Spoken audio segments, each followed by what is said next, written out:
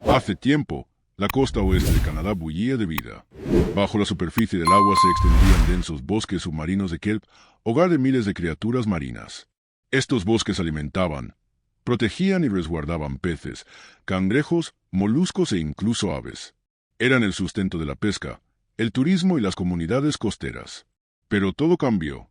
Donde antes crecían frondosos bosques verdes, ahora se extendían campos infinitos de erizos de mar morados, devorando los restos de vida. El kelp desapareció. Con él se fueron los peces y, con ellos, las esperanzas de los pescadores. La gente regresaba con redes vacías y los científicos buscaban desesperadamente una respuesta. ¿Qué estaba destruyendo el mar desde adentro? La respuesta fue aterradora. El depredador principal de los erizos, la nutria marina, casi había desaparecido. Durante la fiebre del comercio de pieles en los siglos XVII y XVIII, se mataron miles. Su piel era considerada la más cálida y valiosa. Para mediados del siglo XX quedaban muy pocas. Sin nutrias, los erizos comenzaron a multiplicarse de forma catastrófica. Se comieron el kelp hasta las raíces y pronto el fondo quedó muerto. Se desencadenó una reacción en cadena. Sin kelp hubo menos peces. Los salmones juveniles que se refugiaban allí desaparecieron. La pesca cayó. Las costas comenzaron a erosionarse porque el kelp ya no contenía el suelo. Los científicos temían que el ecosistema estuviera perdido para siempre. Entonces surgió una propuesta audaz, arriesgada, casi absurda. ¿Y si devolvían las nutrias marinas?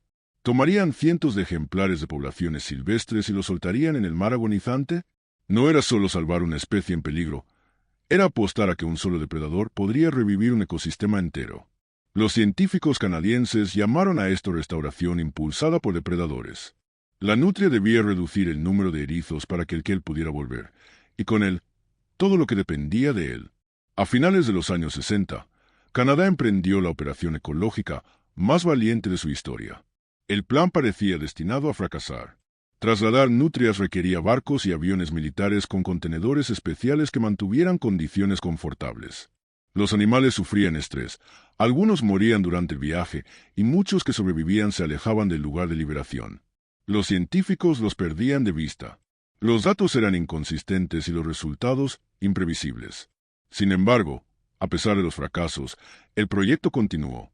En las calmas bahías de la Columbia Británica, las nutrias comenzaron a adaptarse. La gente dudaba, criticaba y se burlaba, llamándolo una idea tonta. Pero algo increíble ocurría bajo el agua. Llegaron los primeros signos de cambio. Donde las nutrias se quedaban, los erizos empezaban a desaparecer. Sus alfombras se adelgazaban.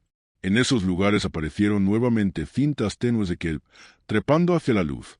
No era aún una restauración total, pero sí un paso en la dirección correcta. Los peces juveniles volvieron a refugiarse. Regresaron las estrellas de mar, los cangrejos y los pequeños invertebrados. El mar, antes silencioso, volvió a llenarse de movimiento. Entonces Canadá comprendió que su experimento desesperado comenzaba a dar frutos. Con el regreso del kelp sucedió algo verdaderamente asombroso. Los bosques submarinos dejaron de ser solo refugio. Empezaron a cambiar la propia naturaleza de la costa. Zonas antes desgarradas por tormentas ahora quedaban protegidas.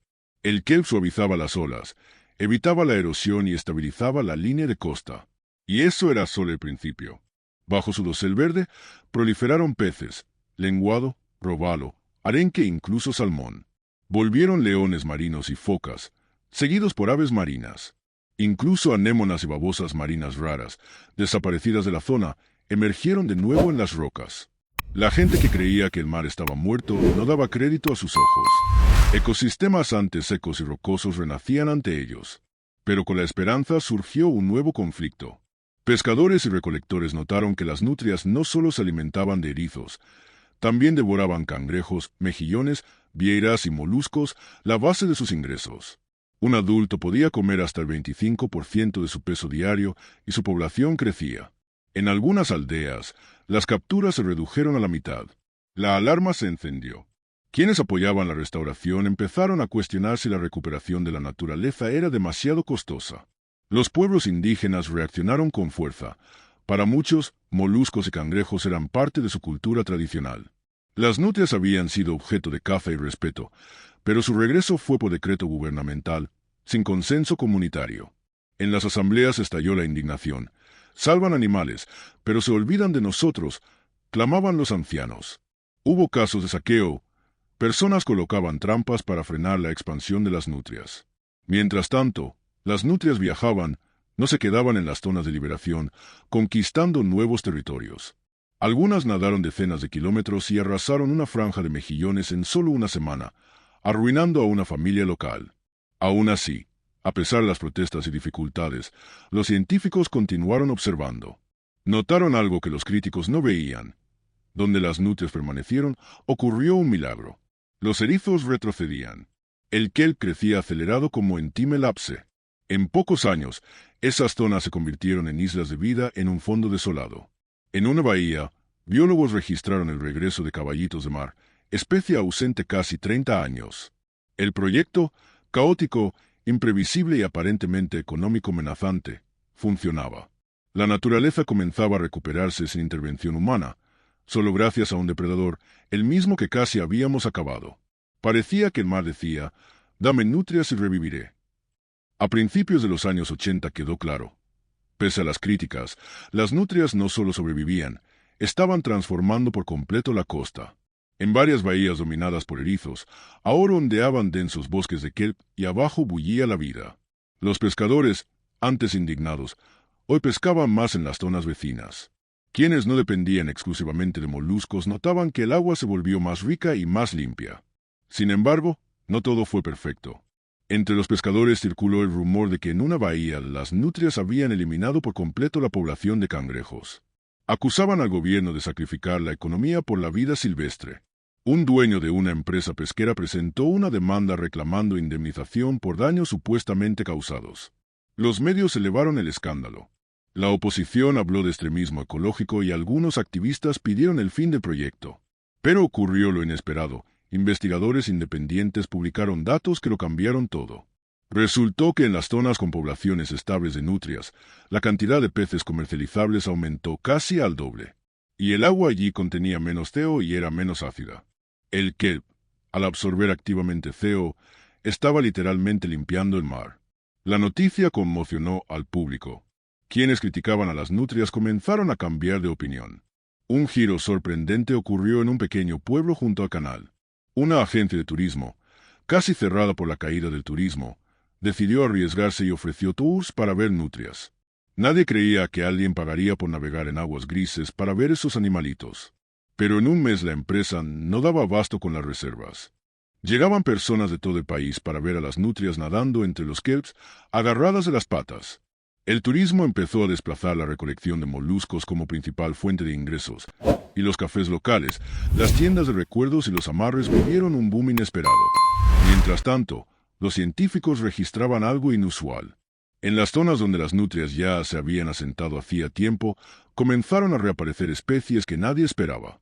Un buceador se topó por casualidad con un banco de escasas medusas luna, desaparecidas desde la contaminación industrial de los 60. Su reaparición se convirtió en símbolo. La naturaleza no solo se recuperaba, estaba reviviendo. Pero tras este milagro se ocultaba una nueva amenaza. Con el auge del ecoturismo y el interés por las nutrias marinas, no solo llegaron turistas, sino también empresas queriendo lucrarse con la moda de las nutrias. Surgieron propuestas para construir hoteles, muelles y expandir la pesca fuera de las zonas protegidas. Existía el riesgo de que quienes se inspiraban en la recuperación de la naturaleza terminaran dañándola nuevamente. Canadá se encontraba en una encrucijada. ¿Sería capaz de conservar lo que ya había salvado, o este éxito se convertiría en el inicio de un nuevo ciclo de destrucción? A principios de los 2000, las nutrias se habían extendido por toda la costa de Columbia Británica. Su población superó los 5.000 ejemplares y continuaron colonizando nuevas áreas marinas. El ecosistema, que alguna vez se creyó condenado, ahora era casi irreconocible. El kelp cubría densamente el fondo, los peces regresaron en abundancia, y estrellas de mar, anémonas y caballitos adornaban cada arrecife. Pero entonces los científicos detectaron señales preocupantes. En algunas bahías donde las nutrias llevaban más tiempo, apareció una nueva anomalía. El kelp ya no crecía tan rápido como se esperaba.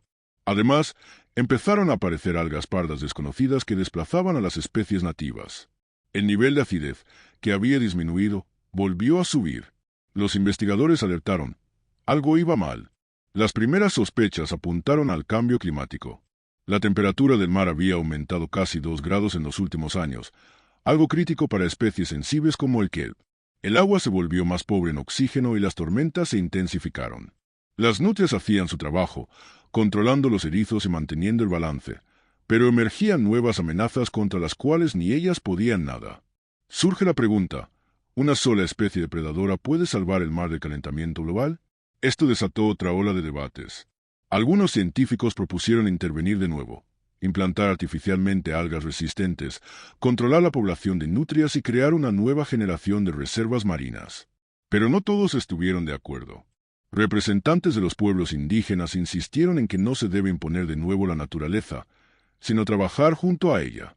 Propusieron una vía distinta, un sistema de gestión conjunta, donde científicos y habitantes locales vigilarían el estado del mar y tomarían decisiones en conjunto. Fue un nuevo giro histórico, no solo conservar, sino unir ciencia y tradición. Mientras tanto, el efecto económico de las nutrias seguía creciendo. Un estudio de la Universidad de Columbia Británica mostró que el beneficio anual de restaurar el ecosistema superaba los $50 millones. Las pesquerías se estabilizaron, se generaron más empleos en turismo y los tours de nutrias se reservaban con un mes de antelación. Incluso la huella de carbono empezó a reducirse. El kelp absorbía CO y parte de sus residuos se depositaban en el fondo, secuestrando carbono. Pero surgió otra vuelta inesperada. Una gran corporación propuso financiar la expansión masiva del proyecto, bases turísticas, centro de investigación, plataformas. A simple vista parecía genial, pero entre bastidores se discutían perforaciones cercanas a las reservas y ampliar rutas marítimas. Todo eso amenazaba a las nutrias, muy sensibles a la contaminación. Un solo derrame de petróleo podría eliminar una población en días. Activistas y ecologistas volvieron a las calles, recordando la catástrofe del Exxon Valdez en 1979, cuando miles de nutrias murieron por fuel. La gente exigió leyes más estrictas, prohibir perforaciones y limitar el tráfico marítimo cercano a zonas de nutrias. Por primera vez, el gobierno habló no solo de restauración, sino de protección a largo plazo. La pregunta cambió. Ya no era solo traer de vuelta la naturaleza, sino saber si podíamos protegerla de nosotros mismos. Las nutrias revivieron el mar, pero ahora los humanos debían decidir: ser aliados de la naturaleza o su próxima amenaza. Para 2025, las nutrias marinas no eran solo símbolo de recuperación, eran prueba viviente de que una sola decisión puede transformar todo. Columbia Británica brillaba con nuevos paisajes marinos, como resucitados de una era olvidada. Bosques de kelp se mecían con la marea. Los pescadores volvían a sentir el éxito, y los turistas hacían filas por ver a las nutrias juguetear entre el kelp. Parecía el final perfecto, pero todo resultó más complejo que eso.